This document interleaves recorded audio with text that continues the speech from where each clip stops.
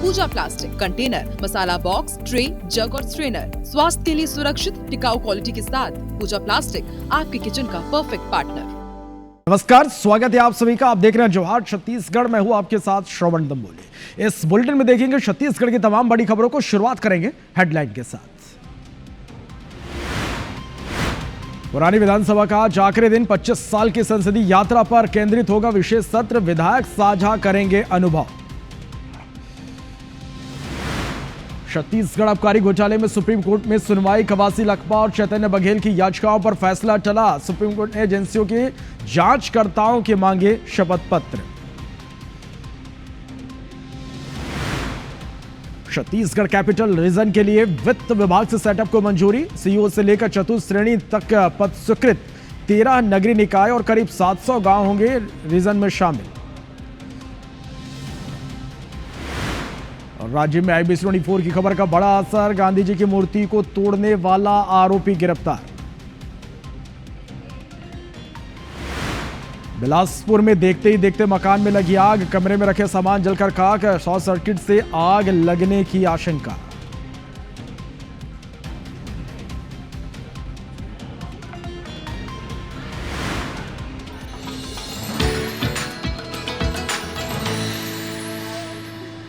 चलिए, वक्त हो गया छत्तीसगढ़ की हर बड़ी खबरों से आपको अपडेट करने का। आइए आपको इस वक्त की 5 बड़ी और अहम खबरों से रूबरू करवाते हैं।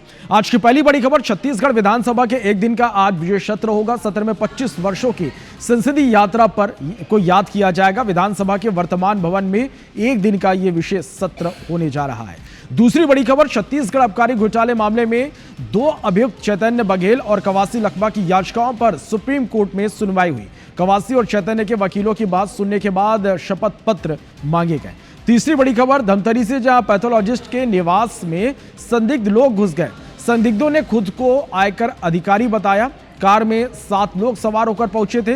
करीब 1 घंटे तक घर में जेवरात और कागजात खंगालते रहे। अगली बड़ी खबर, रायपुर से जहां ऑपरेशन साइबर शील्ड के तहत एक बड़ी कार्रवाई की गई है। एपीके फाइल भेजकर ठगी का यह मामला। धोखाधड़ी करने वाले गैंग के 6 अंतर्राज्यीय साइबर ठग गिरफ्तार हुए हैं। अगली बड़ी खबर, अंबिकापुर से जहां 2 पक्षों में जमकर लाठी डंडे चले। जमीन विवाद के कारण 2 पक्ष आपस में भिड़ गए। सीसीटीवी फुटेज के आधार पर पुलिस जांच में जुटी है। कोतवाली थाना क्षेत्र के जोड़ा पीपल की ये घटना है।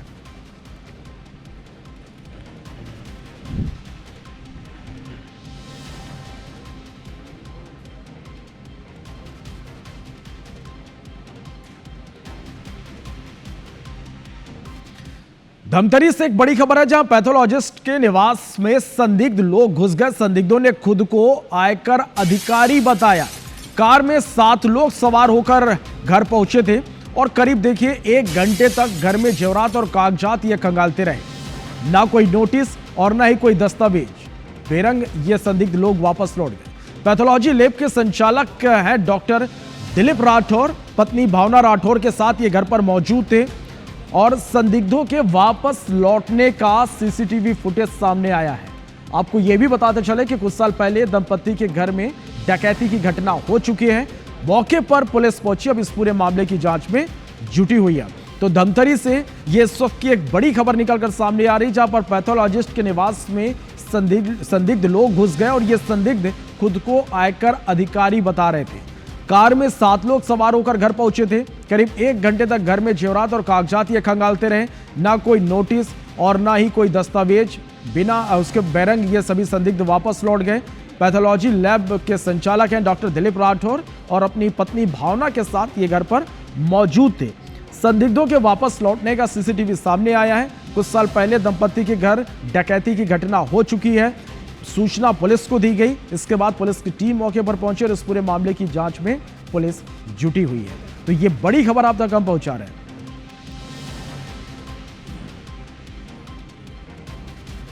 तो हालांकि ये कोई पहला मामला नहीं है। आपको ऐसी 3 और तस्वीरें चलिए दिखाते हैं जो इस एक बड़े नेक्सस की ओर इशारा करती है। पहला मामला है 13 नवंबर को का सामने आया, जहां पर कोरबा डकैती मामले में सौम्या चौरसिया का कनेक्शन सामने आया।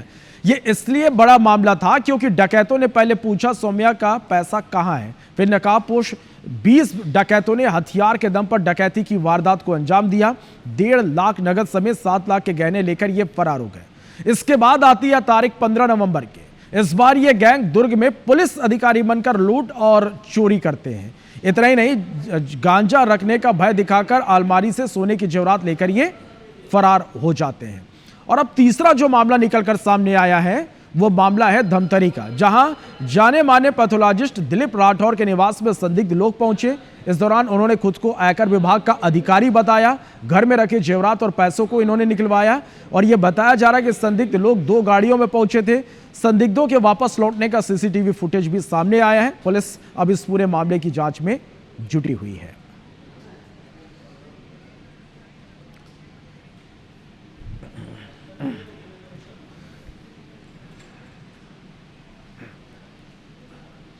और इस खबर पर ज्यादा जानकारी के साथ हमारे सहयोगी देवेंद्र हमारे साथ इस वक्त लाइव जुड़ गए हैं। सीधा उनका रुख कर लेते हैं। देवेंद्र, जिस तरह से ये लगातार ये मामले सामने आ रहे हैं, 3 घटनाएं हमने अपने दर्शकों को बताई कि अधिकारी बनकर यहां पर लोग पहुंच रहे हैं, फर्जी अधिकारी बनकर यहां पर अधिकारी बनकर पहुंच रहे होते ये लोग फर्जी हैं। किस तरह से ये पूरा एक नेक्सस चल रहा है, क्या खुलासा अब तक इन मामलों में हो पाया है? जी श्रवण, अभी तो ये जांच का विषय है कि ये जो पहुंचे हुए जो टीम पहुंची थी, जो डिजायर गाड़ी में सवार होकर के 7 से 8 की संख्या में टीम पहुंची हुई थी, इसकी जांच जो है धमतरी पुलिस के द्वारा की जा रही है। तमाम सीसीटीवी फुटेज को खंगाला जा रहा है। बता दूं, कल 11 बजे, तकरीबन 11 बजे के बाद से इसी घर में, जिस घर में मैं मौजूद हूँ, इसी घर में दिलीप राठौर और उसकी पत्नी जो भावना राठौर है वो निवास करते हैं। तो इस घर में टीम डिजायर गाड़ी में सवार होकर के इसी रास्ते से, आपको बता दूं, ये जो रास्ता है ये राजधानी को जोड़ने वाली रास्ता है, इसी रास्ता से होकर के घर में प्रवेश करती है और टीम जो है 7 से 8 की संख्या में डिजायर में सवार होकर के इसी घर में पहुंचती है और ये घर के अंदर तक टीम पहुंचती है। डॉक्टर दिलीप राठौर हमारे साथ जुड़ गए हैं, हम उनसे जानकारी लेते हैं। ये इन्हीं के घर पहुंची थी टीम। जी बताएंगे कि कल क्या हुआ था, कहाँ पहुंची थी टीम, कितने समय पहुंची थी, क्या क्या बात हुई थी? 6-7 लोगों की टीम अचानक से आ गई घर पे, दरवाजा तो खुला हुआ था, किचन तक आ गई। पहले कि हम आईटी से हैं, मैंने आईडी दिखा, कोई आईडी दिखाया, एक आईडी थी कि क्या थी पता नहीं। फिर उन्होंने पूरा घर का तलाशी लिया, तलाशी लेने के बाद उनको कुछ मिला नहीं, उसके बाद चले गए। कोई सर्च वारंट नहीं दिखाया, कुछ नहीं दिखाया।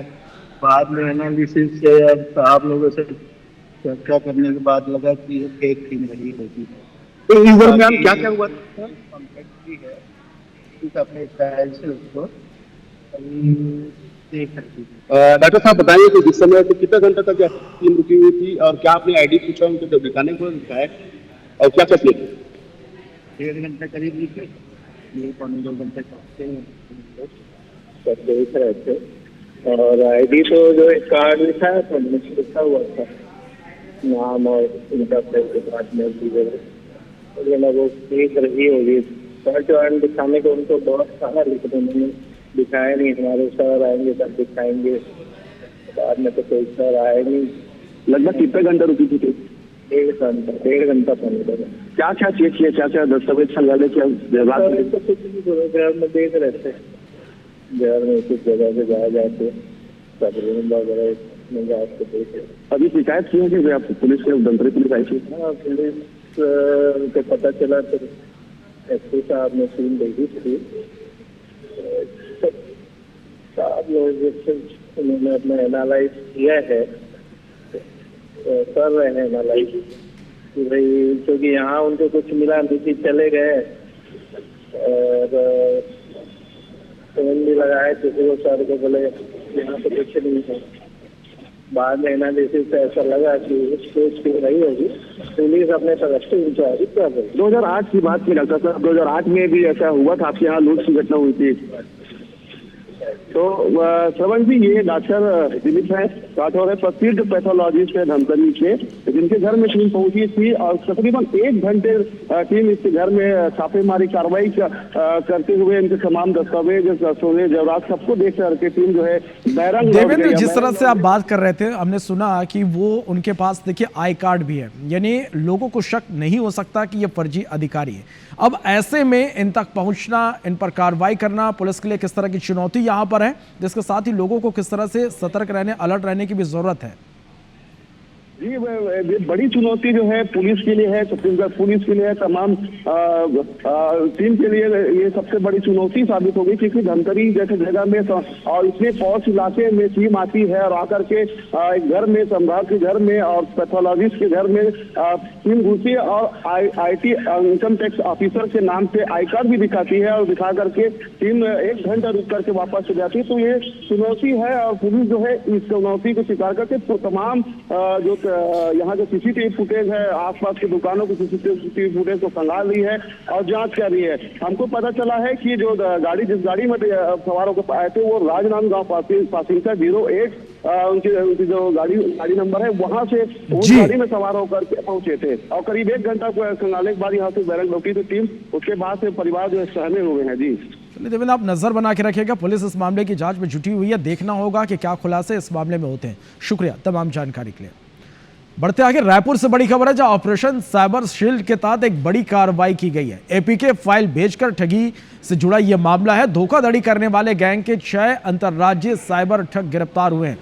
RTO, ई-चलान और PM किसान योजना समेत PMGSY के नाम पर ये लोगों से ठगी करते थे। APK फाइल भेजते थे, मोबाइल हैक कर लेते थे और उसके बाद इस धोखाधड़ी की घटना को अंजाम देते थे।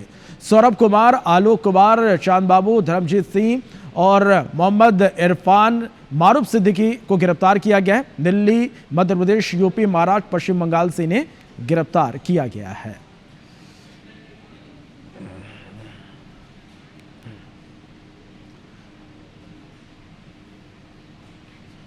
बढ़ते आगे, छत्तीसगढ़ आबकारी घोटाले में एक बड़ा अपडेट है। चैतन्य लखमा की याचिका पर सुप्रीम कोर्ट में सुनवाई हुई है।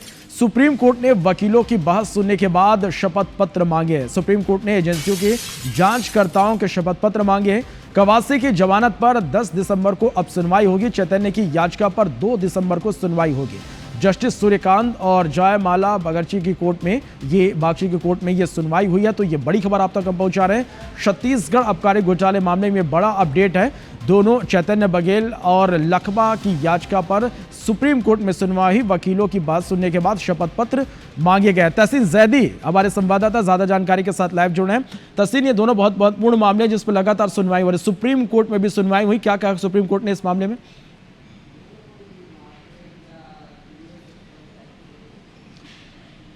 देखिए, ये छत्तीसगढ़ आबकारी घोटाला मामले में जो पूर्व आबकारी मंत्री थे कवासी लखमा, वो गिरफ्तार हैं। जो पूर्व मुख्यमंत्री हैं भूपेश बघेल, उनके चिरंजीवी चैतन्य बघेल गिरफ्तार किए गए हैं। तो उसको लेके कल एक अहम सुनवाई हुई है। उसमें कवासी लखमा को जमानत को लेके सुनवाई हुई है सुप्रीम कोर्ट में। उसके अलावा जो चैतन्य बघेल है, उन्होंने अपनी गिरफ्तारी को अवैध घोषित करने का एक याचिका लगाई थी और उसके बाद जो है ये अभी दूसरी एक याचिका लगाई है, क्योंकि पहले सुप्रीम कोर्ट ने ये कहा था कि प्रॉपर चैनल से आई है। वो बिलासपुर हाई कोर्ट में भी लगी थी, वहाँ से खारिज हुई। उसके बाद ये अब जो है सुप्रीम कोर्ट में याचिका लगी चैतन्य बघेल की। तो दोनों याचिकाएं जो लगी हैं उसमें जो शीर्ष अदालत है उसने काफ़ी तल्ख रुख अपनाया है कल, ख़ासतौर से जांच एजेंसियों को लेके, क्योंकि दोनों को ईडी ने गिरफ्तार किया है, जांच ईओडब्ल्यू भी कर रहा है। तो यहाँ पे जिस तरीके से पहले कवासी लखमा की जो याचिका पे सुनवाई हुई उसमें ये बात कही गई कि इनको उनके जो बचाव पक्ष के वकील थे उन्होंने कहा कि इनको जमानत दी जाए, क्योंकि काफ़ी लंबा समय हो गया है और जो ट्रायल है वो शुरू नहीं हुई है। और उसके बाद जो ईओडब्ल्यू के जो वकील थे उन्होंने कहा कि अभी जांच जारी है और जांच में ये प्रभावित कर सकते हैं, इसलिए इनका जमानत का लाभ देना नुकसानदेह हो सकता है केस के लिए। तो वहाँ पे माननीय न्यायाधीश जो शीर्ष न्यायाधीश हैं उन्होंने इस बात को कहा कि ये जांच एजेंसियां जब जब किसी की जमानत या कोई याचिका पे सुनवाई होती है तो जांच होने की बात करती है। तो ये जांच, ये बताए जांच एजेंसी ये कब तक जांच पूरी होगी, और इसके लिए उन्होंने जांच अधिकारी जो जांच करता है उनके शपथ पत्र की मांग कर दी है और ये कहा है कि उसमें एक हलफनामा पेश करे कोर्ट में जांच अधिकारी जो इस केस के जांच कर रहे हैं, कि वो पेश करे कि ये जांच कब तक कंप्लीट कर लेंगे जिससे कि इनको लाभ दिया जा सके। तो कुल मिला के कह सकते हैं कि दोनों मामलों में शीर्ष अदालत ने काफ़ी तल्ख जो रुख अपनाया है और काफ़ी कड़ी बातें उसमें कही हैं। अब वहीं पे चेतन बघेल की अगर जमानत की जो उन्होंने याचिका लगाई है उसमें शीर्ष न्यायाधीश ने कहा कि इसमें क्योंकि समय कम था और इसमें जब उनकी जो उन्होंने अपनी जो गिरफ्तारी है उसको अवैध घोषित करने के लिए कहा है, तो उसमें क्योंकि समय कम होने की वजह से उसमें सुनवाई थोड़ी सी होके और दोनों पक्षों की बहस जो होगी, अब उन्होंने कहा कि 2 तारीख को इसको रख दिया जाए और इसके अलावा कवासी लखमा की जो जमानत पे सुनवाई है वो 10 तारीख को सुनवाई होगी। तो कुल मिला के दोनों याचिकाओं में शीर्ष न्यायाधीश जो जयमाला बागची और सूर्यकांत जी की जो डबल बेंच थी उसने काफी तल्ख रुख अपनाया है। जांच एजेंसियों को लेके काफी तल्ख ये रुख अपनाया। उसमें ये कहा है कि दोनों जो याचिका हैं उनमें जांच एजेंसियां हलफनामा पेश करें और साथ में ये कह सकते हैं कि जो हलफनामा जांच अधिकारियों का मांगा है, तो ये कह सकते हैं कि आने वाले दिनों में इसमें एक बड़ा फैसले दे सकती है शीर्ष अदालत। जी चलिए, बहुत शुक्रिया तहसीन इस तमाम जानकारी के लिए। बढ़ते आगे, बिलासपुर सिम्स में उपकरण खरीदी के मामले में बिलासपुर हाईकोर्ट ने सुनवाई की है। हाईकोर्ट में सीजीएमएससी ने बताया कि सिम्स के लिए 5 करोड़ के उपकरण खरीदी के लिए टेंडर की प्रक्रिया जारी है। कंपनी के चयन के बाद जरूरत के मुताबिक मशीनों की खरीदी की जाएगी। दूसरे अस्पतालों में भी जरूरत के हिसाब से उपकरण खरीदे जाएंगे। हाईकोर्ट ने प्रक्रिया पूरी कर रिपोर्ट देने के निर्देश देते हुए 9 दिसंबर को अगली सुनवाई तय की है। कोर्ट ने कहा कि चिकित्सा उपकरण जल्द से जल्द खरीदे जाएं ताकि मरीजों को इसका लाभ मिले। बता दें कि सिम्स में मरीजों की जांच पुराने उपकरणों से हो रही है। पिछले सुनवाई के दौरान सिम्स प्रबंधन ने चिकित्सा सेवाओं को आधुनिक बनाने और जांच प्रक्रिया को तेज करने के लिए शासन को 15 करोड़ रुपए के 2 अलग अलग प्रस्ताव भेजने की जानकारी दी थी। इसके साथ ही बताया गया था कि शासन से मंजूरी मिलते ही मिल गई है, लेकिन 4 माह बाद भी सिम्स में उपकरणों की खरीदी नहीं हुई, जिसके कारण मजबूरी में डॉक्टरों को पुरानी मशीनों से ही काम चलाना पड़ रहा। कोर्ट ने कहा कि सिम्स इस इलाके का एकमात्र शासकीय मेडिकल कॉलेज अस्पताल है जहां दूर दराज से मरीज इलाज के लिए पहुंचते हैं। जब सरकार ने बजट दे दिया तो मशीनें लगाने में देरी क्यों हो रही है? डिवीजन बेंच ने कहा कि पुरानी मशीनों से जांच परिणाम प्रभावित हो सकते हैं, जिससे आम मरीजों के इलाज पर इसका असर पड़ सकता है।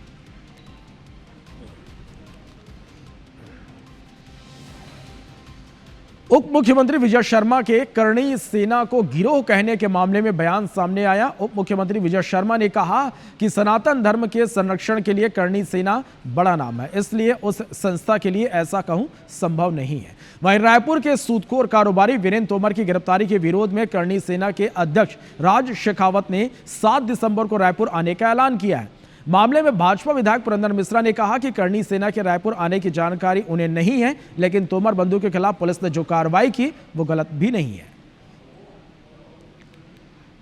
तो करणी सेना के संदर्भ में मेरी जो भावनाएं हैं वो यही है कि ये सनातन मानदंडों के संवर्धन और संरक्षण के लिए बड़ा एक नाम है।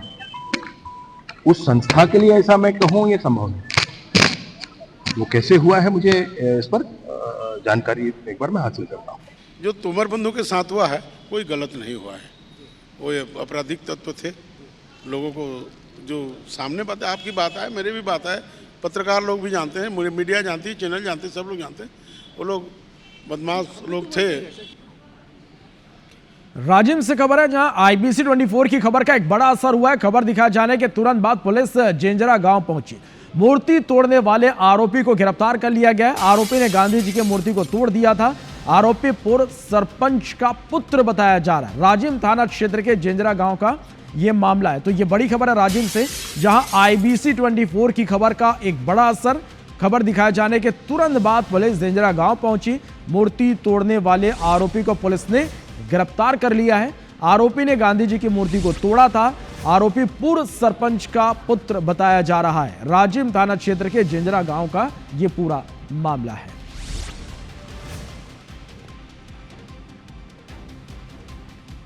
अंबिकापुर से बड़ी खबर है जहां 2 पक्ष में जमकर लाठी डंडे चले हैं। जमीन विवाद को लेकर विवाद हुआ है। विवाद बढ़ने पर जमकर मारपीट हुई है। मारपीट का वीडियो सामने आया है। वीडियो के आधार पर पुलिस जांच में जुटी हुई है। कोतवाली थाना क्षेत्र के जोड़ा पीपल की यह घटना है। तो यह बड़ी खबर आप तक हम पहुंचा रहे हैं। अंबिकापुर से 2 पक्ष आपस में भिड़ गए। 2 पक्ष में जमकर लाठी डंडे चले। जमीन विवाद बताया जा रहा। विवाद बढ़ने पर जमकर मारपीट हुई। मारपीट का वीडियो सामने आया। वीडियो के आधार पर पुलिस जांच में जुटी हुई है। कोतवाली थाना क्षेत्र के जोड़ा पीपल की यह घटना है। तो ये एक्सक्लूसिव तस्वीरें आप देख पा रहे हैं। अंबिकापुर से दो पक्षों में जमकर लाठी डंडे चले। जमीन विवाद को लेकर ये पूरा विवाद बताया जा रहा है। मारपीट का वीडियो सामने आया। वीडियो के आधार पर पुलिस जांच में जुटी हुई है।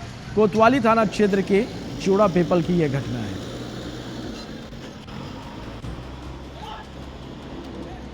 राजधानी रायपुर के Shaheed Veer Narayan Singh cricket international cricket stadium में भारत दक्षिण अफ्रीका के बीच एक दिवसीय क्रिकेट मुकाबला होगा, जिसके टिकट 22 नवंबर से मिलेगी। क्रिकेट मैच की तैयारी को लेकर छत्तीसगढ़ स्टेट क्रिकेट संघ के डायरेक्टर विजय शाह और बलदेव सिंह भाटिया ने जानकारी दी है।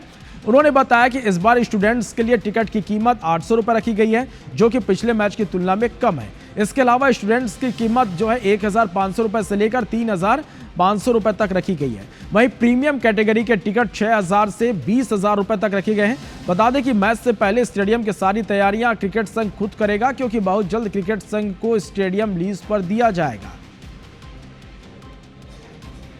हमारी तैयारियां बड़ी जोरों से शुरू है और पहले भी आपने देखा होगा कि हमें इस बात का अनुभव है। जो हमने इतने टूर्नामेंट कराए हैं, T20 भी कराए हैं, इंटरनेशनल मैच भी हुए हैं, तो हमारे पास अनुभव है। हमारी कोशिश ये रहेगी कि उस समय जो छोटी मोटी त्रुटियां किसी भी कारण से रह गई हैं, वो इस बार निर्विवाद रूप से ये मैच निपटे और आप लोग को बड़े अच्छे ढंग से उस मैच को, जो हमारे खेल प्रेमी है, इस मैच को देख पाए। हमने स्टूडेंट्स के लिए स्पेशली जो है 800 रुपये का टिकट रखा है और जो अन्य कैटेगरी है इसमें 800 के बाद 1500, 2000, 2500, 3500, 5000, 6000, 8000, 10,000 और 20,000